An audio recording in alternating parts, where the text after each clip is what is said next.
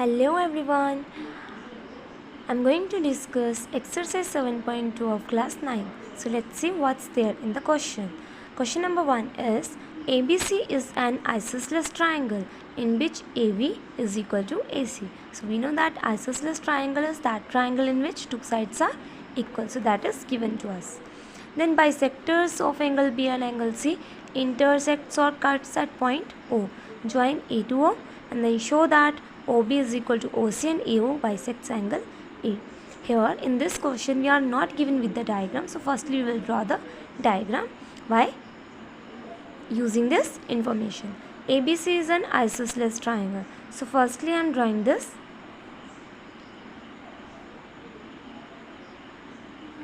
triangle. Make sure whenever you are doing these kind of question of geometry, at that time diagram should be drawn with the help of pencil and scale. So we'll name it as ABC because its name is given to us. ABC in which AB is equal to AC. This AB and this AC are equal. Bisectors of angle B and angle C. अब B को कोई angle some line is bisecting angle B. Bisecting mean this and this angle are equal. Two equal parts में उसको bisect किया जा रहा है and angle C को भी टू इक्वल पार्ट्स में बाइसेक्ट किया जा रहा है. These lines are intersecting at point O.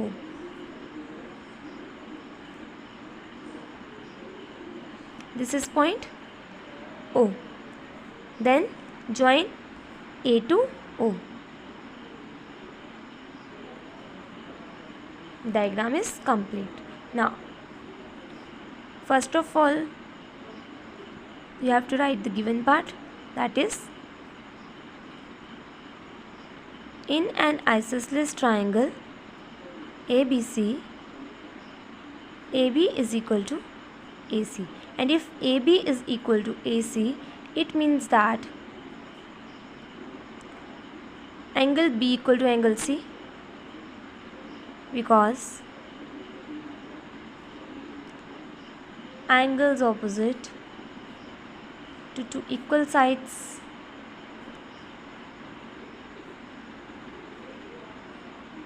are equal. It means this angle B and this angle C are equal. Now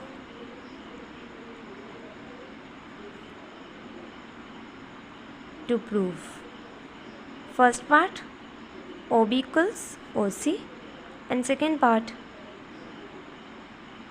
AO bisects angle A. So proof, as AB equals AC and angle B equal to angle C, that is given to us. अगर angle B जो है वो angle C के equal है, this implies half of angle B will be equal to half of angle C. अगर angle B angle C के equal है तो इनका हाफ आपस में इक्वल होगा, और हमें पता है कि ये हाफ इक्वल क्यों है, क्योंकि हमारे पास ये दोनों एंगल्स सेम है. So we can consider this half angle as OBC. Angle OBC is equal to angle OCB. और अगर इस ट्राइंगल की बात की जाए, now in triangle BOC, OBC is equal to OCB,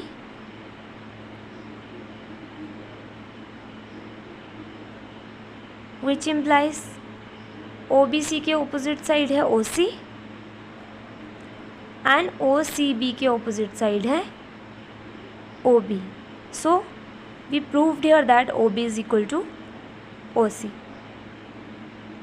or OB equals OC. Reason, because sides opposite to equal angles are equal. Now we got here that this side is equal to this side. Now we have to prove that AO bisects angle A. This AO is bisecting angle A, so we'll take these two triangles, triangle AOB and triangle AOC. In triangle AOB and triangle AOC, पहली चीज़ हमें given थी AB equal to AC, दूसरी चीज़ हमने prove की OB equal to OC, और तीसरी चीज़ हमारे पास OA और OA क्या थे, कॉमन. सो फर्स्ट वाला गिवन था, सेकेंड वाला हमने प्रूव किया, सो प्रूव्ड. सो हमारे पास 3 साइड्स की कंडीशन सेटिस्फाई होगी. So by side congruence rule, triangle AOB is congruent to triangle AOC, that is angle BAO is equal to CAO. BAO is equal to angle CAO by CPCT, and if these two angles are equal, this implies AO bisects angle A. So इसका second part भी prove हो गया. Question number 2, in triangle ABC perpendicular to BC is the bisector. मतलब यहाँ बोला गया है जो AD है, मतलब जो परपेंडिकुलर है BC के ऊपर, वो इसका बाइसेक्टर है. It means that this BD and CD are equal. Then एक और चीज़, ये परपेंडिकुलर है तो इसका मतलब ये दोनों एंगल्स 90 डिग्री के होंगे. सो इसको एंगल 1 दे देते हैं, इसको एंगल 2 नेम दे देते हैं. सो सबसे पहला काम होता है गिवन और टू प्रूव लिखना. तो मैं यहाँ पे डायरेक्टली प्रूव कर रही हूँ इसका. सो प्रूफ के लिए हमारे पास 2 ट्राइंगल्स ऑलरेडी दिख रही हैं. In triangle ABD and triangle ACD, पहली चीज़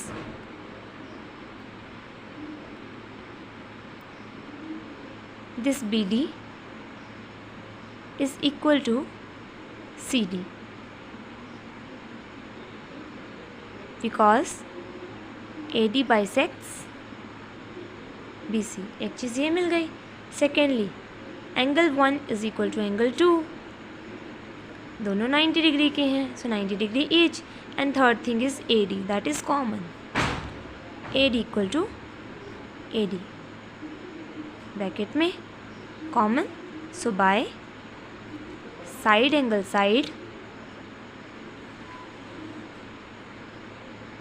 congruence rule, triangle ABD is congruent to triangle ACD. और अगर ABD congruent है ACD तो इसका मतलब AB और AC भी क्या होंगे, which implies AB equal to AC by CPCT. और अगर ये दो साइड्स इक्वल हैं किसी भी ट्राइंगल की, so that is triangle ABC is an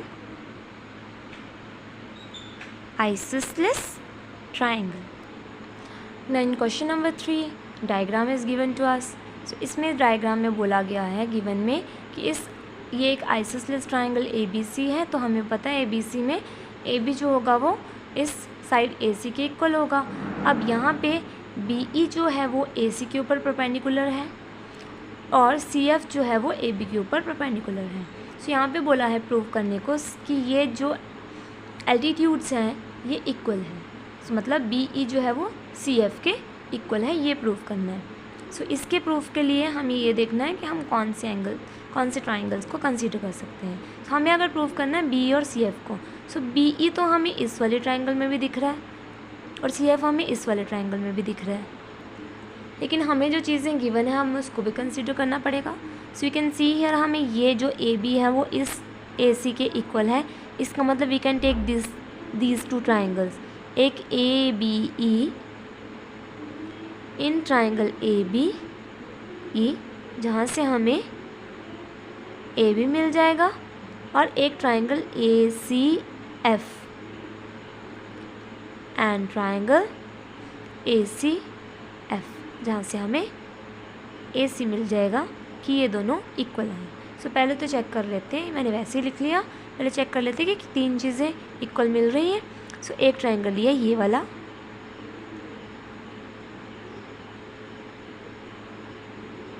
ये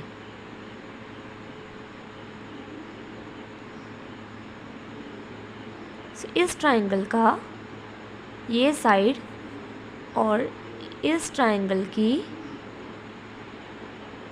ये साइड इक्वल है, that is A B equal to A C, लिख लिया। सेकेंड, इस ट्राइंगल का ये एंगल मतलब A E B,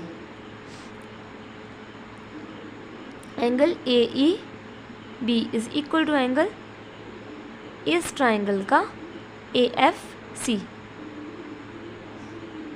90 degree each. दो चीज़ें मिल गई। तीसरी चीज़, अगर हम इस ट्राइंगल में और इस ट्राइंगल में देखें तो हमारे पास साइड तो कोई कॉमन नहीं है, लेकिन ये एंगल ए तो कॉमन है। Angle A is equal to angle A common. सब रूल चेक करना पड़ेगा। सो रूल कौन सा लग रहा है? एंगल एंगल साइड, वैसे यहाँ पे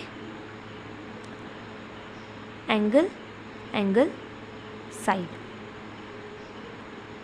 सो bye angle angle side congruence rule, triangle ABE is congruent to triangle ACF implies, पूछा क्या था, इसमें BE है उसमें CF है, तो BE is equal to CF by CPCT। Same third question जैसा डायग्राम फोर्थ क्वेश्चन में भी है, सब कुछ ही सिमिलर है, सिर्फ एक चीज़ की, वहाँ पे B equal to CF prove करना था और AB equal to AC was given. यहाँ पे B equal to CF is given and AB equal to AC आपको यहाँ पे प्रूव करना है। और यहाँ पे ट्राइंगल्स बताई गई हैं कि which triangles you need to prove as congruent. So उन्हीं दो ट्राइंगल्स को लेकर चले, in triangle AB and triangle ACF, ABE and ACF, बाकी का सेम। एंगल एंगल साइड, वही एक कॉन्ग्रुएंस रूल लगेगा यहाँ पे, तो हम भी लिख लेते हैं angle A is equal to angle A, that is common, पहली चीज़ ये आ जाएगी। सेकेंड चीज़ थी angle 1 equal to angle 2, 90 degree each, similar है।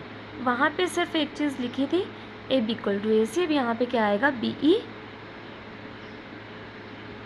Is equal to CF, that is given. So bye